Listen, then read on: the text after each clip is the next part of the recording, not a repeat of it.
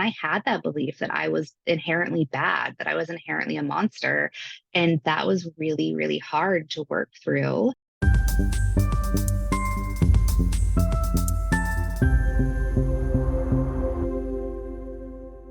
Hey everyone, thanks for joining me. My name is Reesa and I'm your host.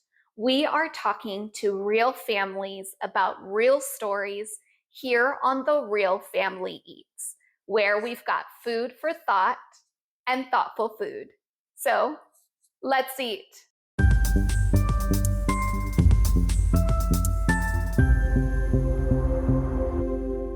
Hey everyone, so my guest today is the lovely Jessica. Jessica, thank you so much for joining us today.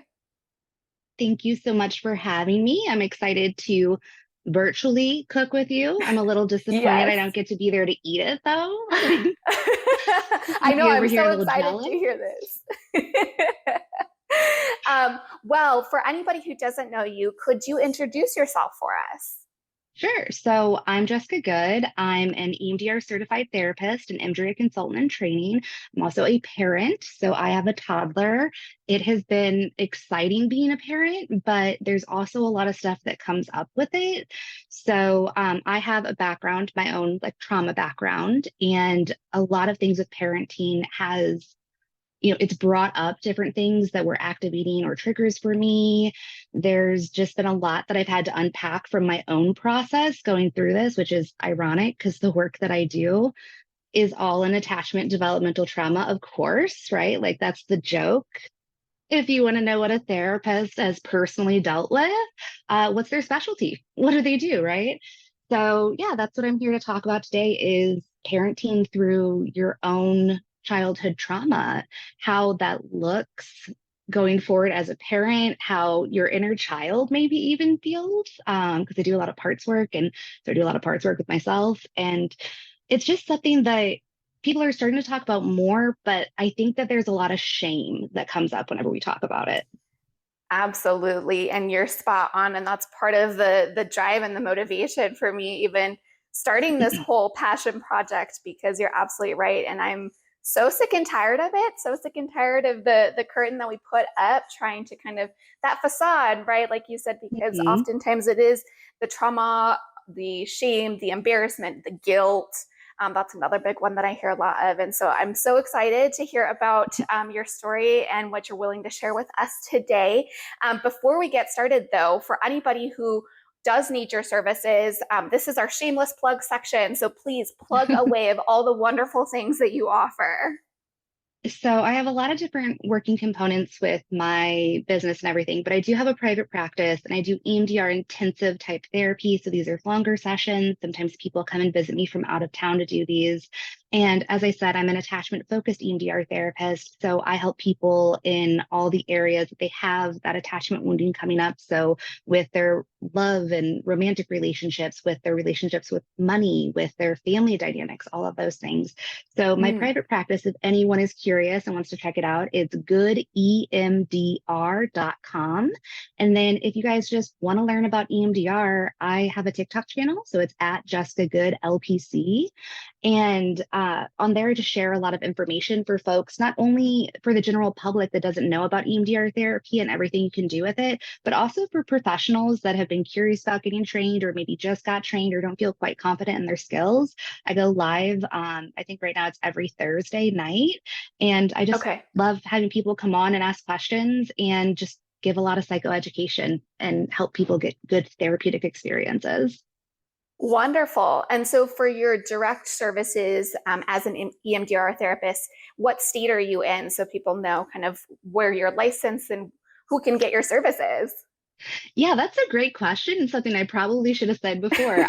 So I'm physically licensed, or like my physical office location is in St. Louis, Missouri. So I'm licensed to practice virtually throughout Missouri and also Okay. Florida.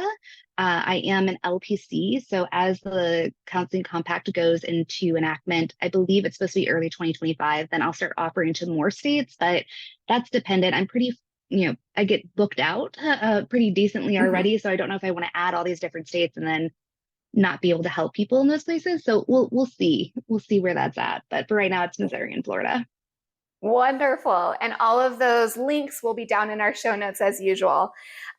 So tell me, I'm so curious about this recipe. What recipe are you sharing with us today, and why did you pick this one?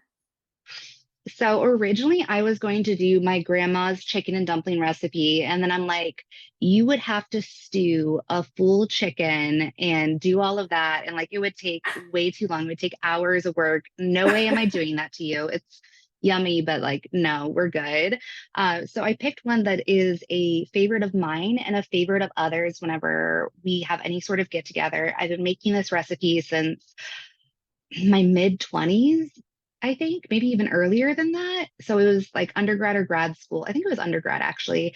There was this little tapas place by us. I loved it. I was a broke college student though, and As we are. couldn't go there, Yes. right? I couldn't go there all the time. So I was eating this dish and it's a spicy baked goat cheese dip.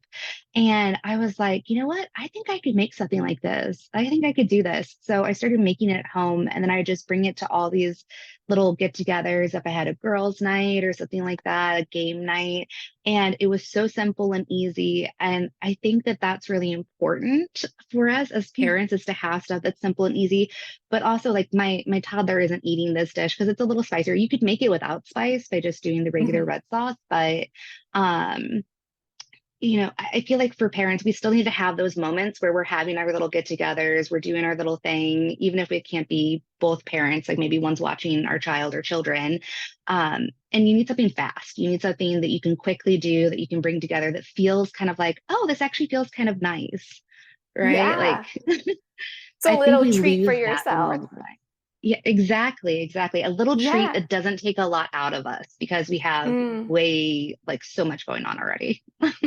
And I love that. And you're absolutely right. And I love the idea of really kind of something to also pour back into yourself, it sounds like, and being able to kind of fill your cup in those ways with something yummy and warm. So I'm so excited. Okay, so tell me what the steps are to this recipe. I'll get cooking while we chat a little bit about your journey. Okay, so first up, you're going to want to preheat your oven to like 350, about Okay. that. And so after you heat that up, then we're going to start on the bread, the crostini. So I don't Okay. know if you got the like the Italian loaves or the like French baguette. Did you go skinny French baguette or did you go Yeah, Italian? I did French baguette, and I've got them sliced Nice. here. Okay, perfect. Oh, you already have it sliced. Perfect. Yes. So you're going to heat up the oven. You're going to pour some olive oil. I think it was about 4 tablespoons, I said, into a little Mm-hmm. dish. You're going to mince up some garlic, or you can do the canned kind. This recipe, I made it so that, whatever you've got going on, you can do. So if you want to make it more complicated, you can. If you don't, make it super easy on yourself, whatever you've got at hand. So you're just going to pour the minced garlic, 2 to 3 cloves into that olive oil, let that sit, line a baking sheet with some parchment paper because yay, easy cleanup. You're going to put the Mm-hmm. bread on there, brush it with that olive oil garlic mixture, put that into the oven. I think it's about like 15 minutes that it'll be in there, but you can check it and make sure that it's appropriate for whatever type of bread you did. And then after that is done, you'll just set that to the side and it'll cool. And then we'll crank that oven actually up to about 400 degrees. And Okay. the dip recipe, very super simple. So if you have a spicy red sauce, so like an arrabbiata sauce, then you can just pour that in there. If you don't have that on hand or it's not at your local market or whatever, just take some pasta sauce and some red pepper flakes from your cabinet. If you want to get really spicy with it, you can put a little cayenne in there too. Oh, Depends on your okay. heat level. Depends on your heat level that you like. I like eating like bulldog noodles, so I like a little heat. Um, so you just sprinkle that in there if you need to, mix it up. But you're gonna have about like an inch and a half, 2 inches of pasta sauce. You want a kind of smaller dish. I always use like my smaller like Corningware little casserole dish thing. Mm-hmm. And then you'll just take the goat cheese, or if you're not a goat cheese fan, Boursin cheese works really well. And you just put that in there about 2 inches of Okay. actual cheese. So either a big hunk if you're doing Boursin, or about 2 inches if you're doing a goat cheese log. And you'll put like two or, however many you end up doing. I'm not going to hold anyone back on the goat cheese they decide to use because I love it. Yes. Yeah. And then you'll just pop that into the oven and it cooks, not that long, like 10, 15 minutes, something like that. And it'll be bubbly and the cheese will start to get kind of like gooey, and easily, like it'll spread really easily. Mhm. And then you'll just take that out of the oven and just slice up some basil. If you like fresh basil, if you don't have to put it on there and you can just sprinkle that over the top and then dip some bread in there and you're good to go. Perfect. Well, I can do all of that. Like you said, sounds pretty straightforward. So I'll get things going. And while I do that, I'd love to hear more. I know you kind of gave us a sneak peek as far as some of your journey kind of having to do with figuring out how to move forward in parenting, kind of with your own bag, of trauma, like you said, that you're Mm-hmm. carrying with you and how to do that. And so I'd love for you to kind of walk us through a little bit of some of that journey for you that you've experienced and kind of how you've navigated that, because that's really tough. And I think that's something that many of us parents absolutely can relate to. Oh yeah. It's definitely interesting. So I am obviously not first generation, somebody in my family that's experienced trauma. Typically that goes down the lines. We have generational trauma. And my mom's was, you know, she had a heavy amount of trauma that she went through. My dad had more of like a narcissistic family system, right? Okay. So unfortunately, that led to my dad being that way as well. And they grew up old school, so lots of physical punishment, that kind of stuff, Mm, right? got it. My Okay. dad, yeah, my dad was very emotionally and verbally abusive. So that wasn't great growing up. It doesn't really, I, I look at what I've accomplished, what I've been able to do, and it's actually really surprising given the kind of negative encouragement, if you will, that I got as a child. Yeah. Can you say more about It that? was Like what would that look like? So I'm neurodiverse. I have ADHD, but I also have giftedness. I don't like that term. I wish it was something different. But that means that I have a high IQ among other things, right? So my one of my dad's go-to things that he would say, like he would always be like, "Are you stupid? Are you?" That slur that we don't use, that we don't say, Yeah. because that's really horrible. Those sorts of things. So that was that negative encouragement, if you will. And I'm putting that in Gotcha. quotes because obviously I'm joking about that little dark humor there. Uh, Yeah. but yeah, so he would say things like that, and there were like a lot of expectations on me that I needed to just succeed no matter what. Though my family like didn't give me help with education things, and it was a whole thing. Hmm. It was not great, and so I didn't have a lot of really good ideas about myself built up. I thought that I was a pretty terrible person. Well, Whenever I would do different things and have accomplishments, it'd be really hard for me to take those in and really feel pride. There were a lot of negative things that I thought about myself. And I think one of the biggest things though growing up is really the volatility in the house. So my mom, bless her, she has done a lot of work. My dad is no longer with us. He actually passed from ALS a few years back. But my mom has tried consistently, as I've become an adult and as she's really taken notice of these different things and honored my experience and what I've said, she has taken a lot of accountability and has continued to try to improve herself, which I do appreciate. My dad was just never going to be there. He passed, the same way whenever he passed, he was the same way whenever he was, alive. We mm, never had that closure, that repair that happened, unfortunately. And that's another thing we have to deal with too, not only as parents, but yeah. as humans too, is that complicated grief of if you don't deal with those things while somebody is alive, then you have to deal with it whenever they're gone too.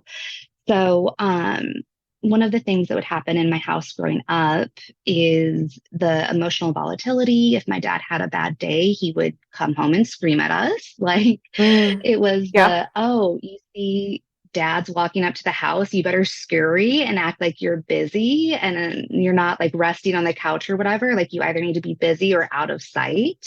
Yeah, Because protect yourself, right? That's the message. exactly, he's gonna Mm-hmm. unload from the day. Like we were his emotional outlet, not in a fun way. So that was terrible. The not being able to make mistakes. So as a small child, you break stuff, you mess things up, like that happens. It's a part of learning, it's a part of development. And so that really wasn't okay because we would get screamed at in our house or we Mm. would get physically punished too. So all of those things, even though I don't consciously, I'm not like, oh yeah, that's what you should do or whatever. There is definitely a part of all of us that have experienced that in childhood that still has that reactivity. And we really have to work through that. So yeah, my journey into parenthood actually happened after my dad had passed. So I had all that lovely complicated grief stuff. I Mm-hmm. had, a difficult And then let's layer pregnancy. on pregnancy, like you said, parenthood. I mean, that's its whole thing. Yeah. Yeah. So then basically it's been so interesting as my child is developing because my child's still a toddler. So they're growing and new things are coming up as they start, testing the limits and everything. And they just Mm. kind of like look at you as they're doing something. You're like, oh, you are boundary testing right now, aren't you? That's what's happening. It's so Yeah. interesting to see the differences not only in how I'm responding to them, which is both really heartwarming and then also really sad at the same time because there's that small part of me that wishes that I would have had that younger part of me that wishes that I would have had that kind of response to Mm. that kind of just really compassionate, empathetic response. So it's been a journey and I know it's going to continue evolving. Yeah. And like you mentioned, kind of a little bit of that grief, like you said, of, hey, I'm able to do these things. I'm able to offer these compassionate responses as a parent.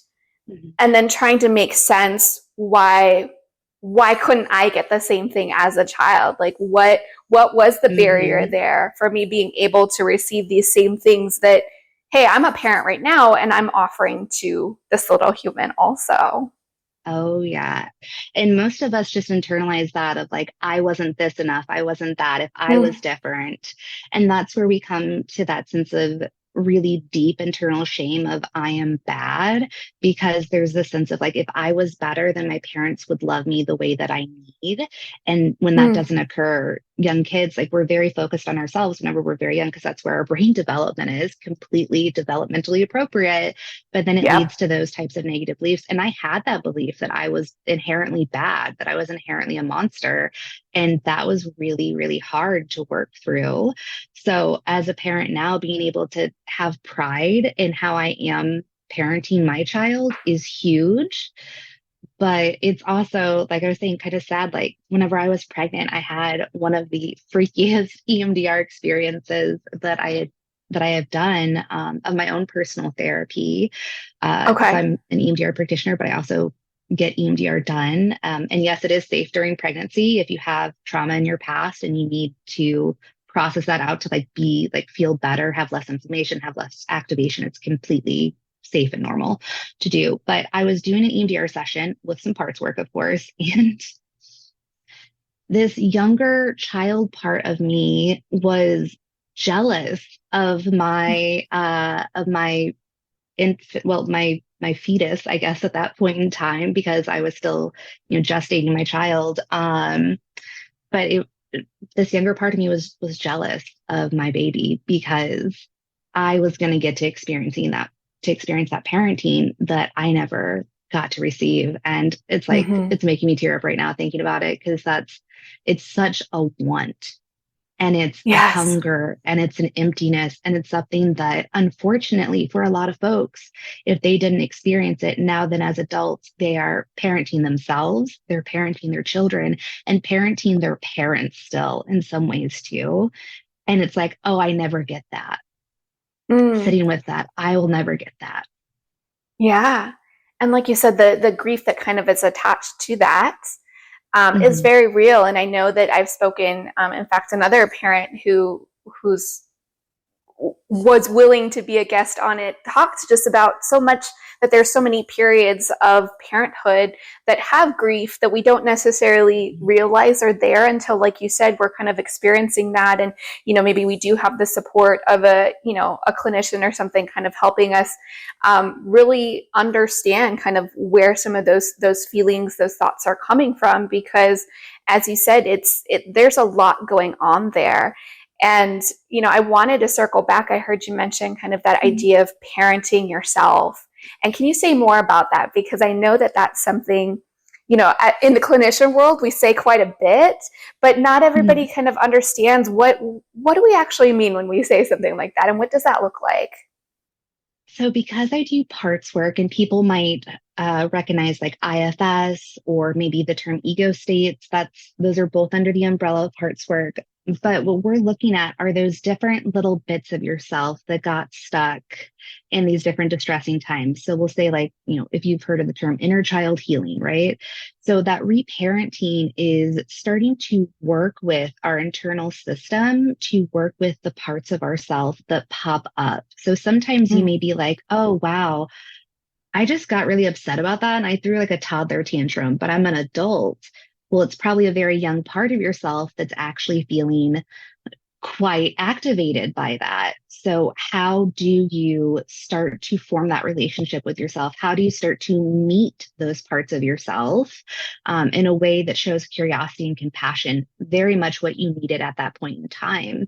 So, whenever I'm talking about reparenting myself, if I'm noticing something up in myself, some sort of activation, I get curious about it, and then I try to meet that need. So maybe the need that I have at a certain point in time is like, I need comfort, or I need to feel safe, or I need connection, or maybe whatever it is for that individual part of myself. I'm able to come in and to meet that need. So that's what I mean by reparenting, is actually showing up for myself in the way that I needed whenever I was young. Yeah, and I absolutely love that. And I'd love to know kind of a little bit more in your journey.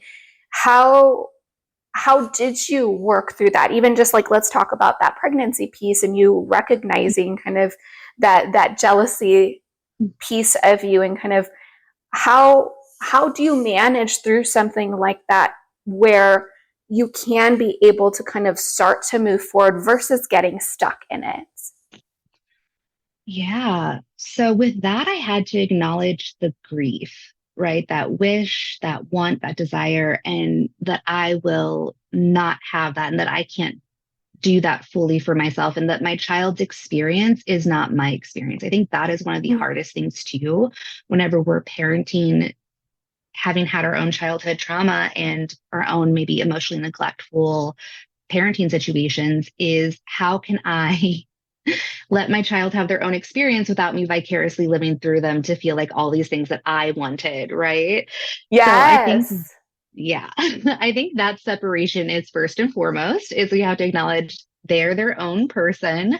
I am my Mm-hmm. own person, and we have to have that separation. So acknowledging that what is coming up for me, what I'm feeling, is a me thing and not a them thing. So having that separation first is the most important. And then how can I attend to my needs, either in that moment, or like if I'm in parenting at that moment, like how can I hold that, compartmentalize it, put it in a container, tell myself like, hey, this is important. We're coming back to it, but we're going to come back to it whenever they're napping or they've gone to bed for the night, or we get a break and we can do that. We can like ask the other parent for, a timeout that we need or something. Um, Mm-hmm. but yeah, that separation first, and then meeting what that need is. And sometimes it's just having that expression of emotion. So allowing myself to grieve that I didn't have that experience, and noticing the beauty of my child having that experience, but that I don't Yeah, need to cling on to their experience. That's what I needed in that absolutely. moment. Yeah, and that's so beautiful. And I do want to kind of highlight that piece that you mentioned, that little nugget of that I think so many parents do kind of struggle and with, in the sense of not vicariously living through them, not really kind of making it a them problem, when really, if we were to get honest with ourselves, it's an us problem as the adult in the room. And that's such a difficult balance to navigate. And so to kind of really highlight that absolutely so many times it can be the easy route, if you will, to kind of be like, oh, it's a you thing. Like you said, you're a bad kid. It's something that you did wrong. Like this all could have been avoided if you had just been better. And to kind of be able to step back and say, well, hang on a second. Like, let's be realistic about the fact that we're talking to a child who doesn't have, kind of all the capacities, and they have their bad days too.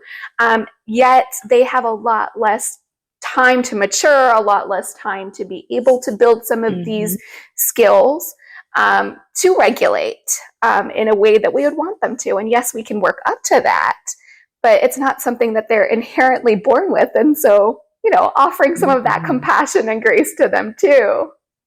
Absolutely. Like that is whenever, so I also run a group, of course, group therapy for adult children of emotionally immature parents that are low or no contact with their parents. Long name. I need to change it. I know. Me and the group have talked about that. I'm like, but how do we encompass it all? But one of the things that we were talking about, I think in the group the other day, was that idea of, in emotionally immature family systems where you have a lot of emotional reactivity. And by the way, anyone listening to this, if you had emotionally immature parents, congratulations, you are also emotionally immature until we work on those things and we build that sense of emotional maturity. And that's because we only have the tools that we're given. So very much those children weren't born with tools. They have to learn those tools. Your parents, your caregivers, your primary caregivers are the people that help you the most with those tools, hopefully also in school and education, all that, like the more fostering of that we can get around it, the better. But we were talking the other day about how it feels like in those families that you were just supposed to know everything. Like, oh, you don't know how to do that? Like how don't you know how to do that, right? But no one taught you. So yeah, how are you supposed to know that? But there isn't that reflection from those parents or caregivers. So everything, even the very trying things that my child does, like that boundary testing, like, sorry, I'm cracking up thinking about them last night, just staring me just point blank in the eyes and just like trying to do as something. they do it. They were like waiting. Yeah, they were waiting for me to like stop and we're saying, no, you can't do that, because we're at the point where we have to say no sometimes for safety. And like what they were doing was fine because I knew they safely knew how to get down from the furniture item they were on. But oh gosh, sorry. I started laughing about that and then I forgot where I was going with it.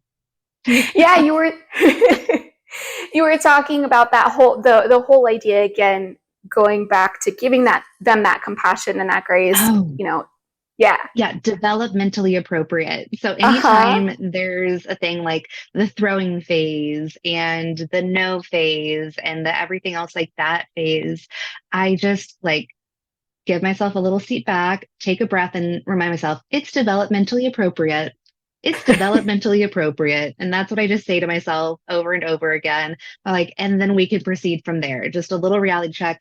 It's developmentally appropriate. This is what's happening. That's their phase of development. It's okay. Absolutely. And I'll just a little add piece to that it's also okay to be like, and it really sucks. It's developmentally appropriate and it really sucks. Okay, now what are we going to do?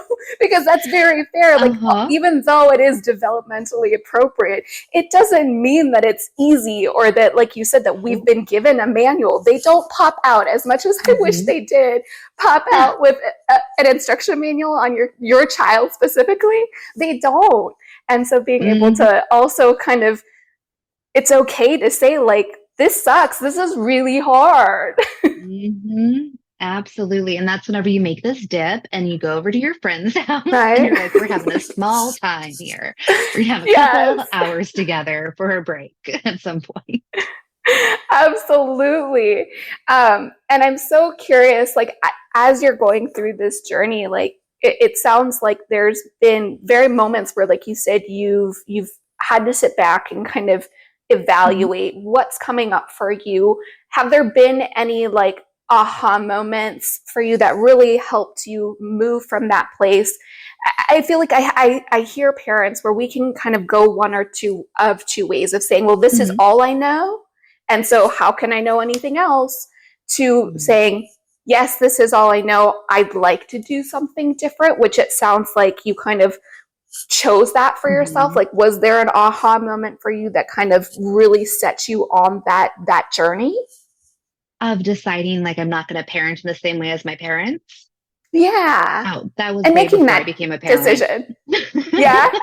That was way before I became a parent. That was before I even decided on my spouse, before I even met my husband. Like I knew that if I did, because there was a period of time where I thought that maybe I didn't actually want to have kids. There was a good portion, probably the second half of my 20s going into my into 30s, that I was like, I don't think I'm gonna have a kid. Right. Mm-hmm. And then I got around 30, as some people do, not all people, because I think being child free is a completely valid choice. And I was like, and with my dad's like death and passing and everything, it really makes you think about life and mortality and everything. And I was like, you know what? I do want to have a child, at least one. We'll see what happens. Over here with all the controversial choices, like, being child free at first. And I was like, oh, I'll just have one kid. Now I'm like, oh, maybe I do want another. Who knows? We'll see what happens. But yeah, so going into that, even whenever I was child free, I knew that if I ever did have a child one day, that I would not parent in the same way, that was not Mm-hmm. the path I was going down. And so for me, looking for a partner, looking for a spouse, whenever I decided, like, hey, these are some different things that I wanted for my life, that was really important, is how are they going to be with a child? Like, how is their reactivity? What does that look like? Um, so I went in very eyes open to the whole Okay. parenting thing whenever it comes to mental, emotional type of stuff. And that's still, even being a therapist, even being somebody that I think prepared as much as one can prepare, it doesn't mean that you're immune to everything. Like things still do happen. Yes. I think some aha moments for me, some moments that were really hard and difficult, though, even with preparation, right, is I have misophonia. So loud sounds, specific ones like crying and like really loud, high pitched dog barking is the same way.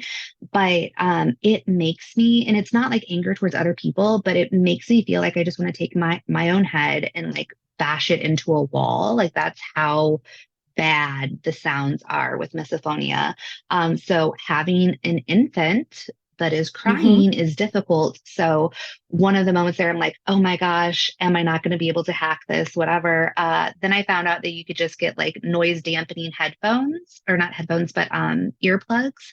And it helps a Yes. lot with the sound. Like it takes the edge off. So it's not as like grating for you, because it Mm-hmm. causes like this like really ridiculous amount of like internal, and it's not towards other people. Again, like never was my child or my spouse or anything like that in any situation, but it's like towards yourself. It's like this really weird, like just make it like the sound stop for like myself. Yeah. So the earplugs were really great. That was a moment of, all right, like how can I feel like I'm a great problem solver. So I've really leaned into that in parenting. And then some of those moments, like as my child started getting a little older, and again, doing the boundary testing, all of those things that kind of like really get under your skin. Mm-hmm. Not only is there like the leaning back and saying this is developmentally appropriate, but there's also, I just started channeling like this feeling of like I do my breathing and like send my breath down and like imagine like I'm like a tree, like the roots, like I'm just like rooting my body Yes. Love with the that. ground, like really grounding, but just imagining being like really solid like a tree, and just like anything that's, the crying and toddler fussiness and all the things, right? That Mm-hmm. it's just like waves washing over you. So I'm actually able to like really be pretty present and centered in those moments when my toddler's having those toddler meltdowns, and like being able to be there for them. Um, but not like overreact or like lock my child in a room or Mm-hmm. spank them or anything else like that, which is what would have happened in my house growing up. So Yeah. those are moments, those are big, like those were hard moments, but they're also big moments of pride because I was able to work through that. So those big ahas of, wow, I guess I could have gone a different way. But also whenever I think about somebody going a different way than that, I'm like, oh, that's heartbreaking. Like, how could we do, like, how did that happen? Like, how did my parents just see me crying and we're just like, oh, we're going to spank you now, right? Yeah, Like, we'll give you something to cry about. Really? absolutely.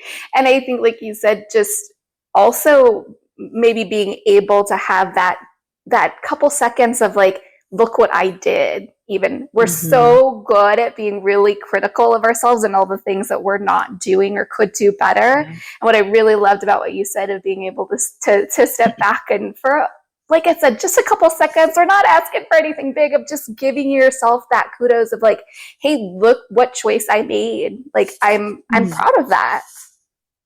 That's really cool. Absolutely.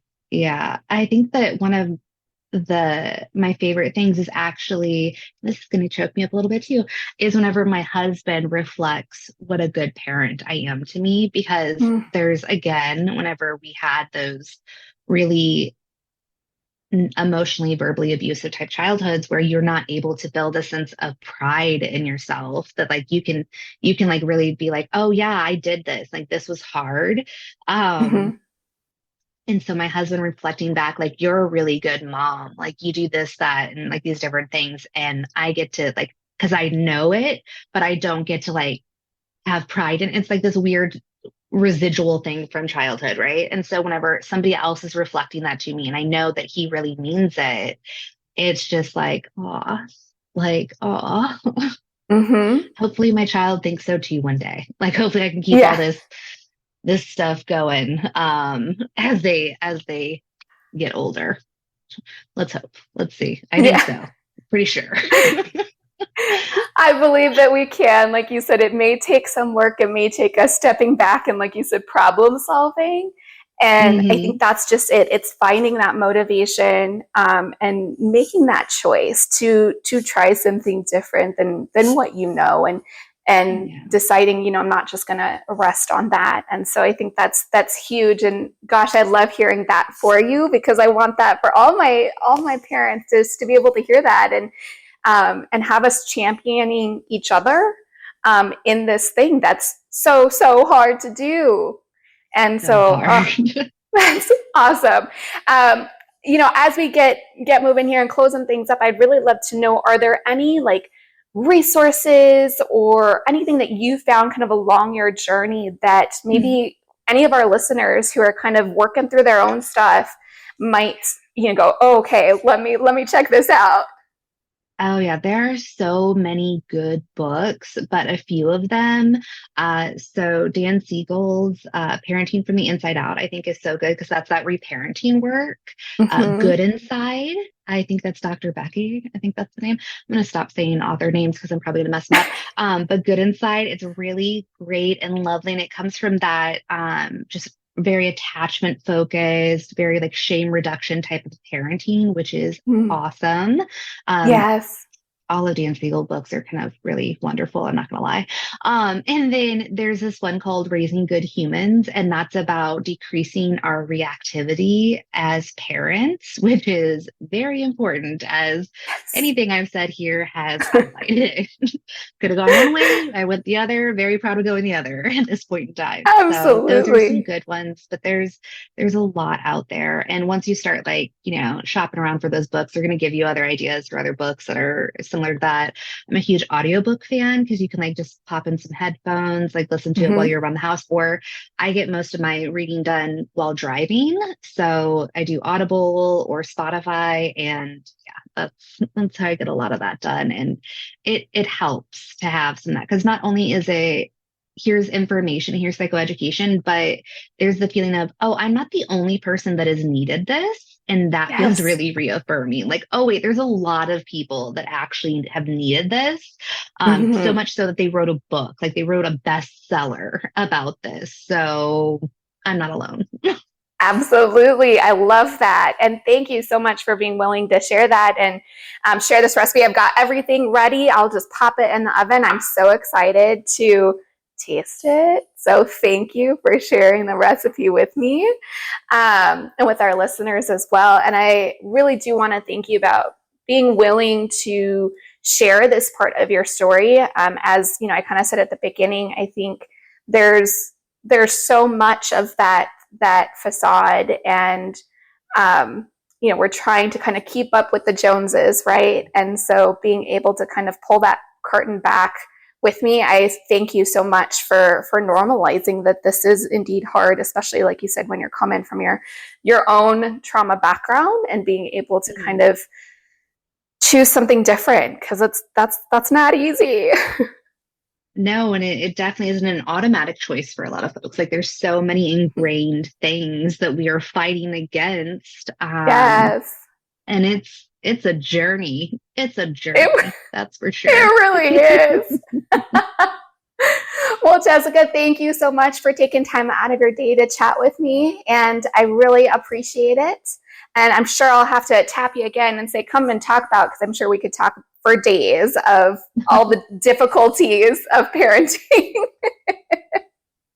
Yeah, that's for sure. Yeah.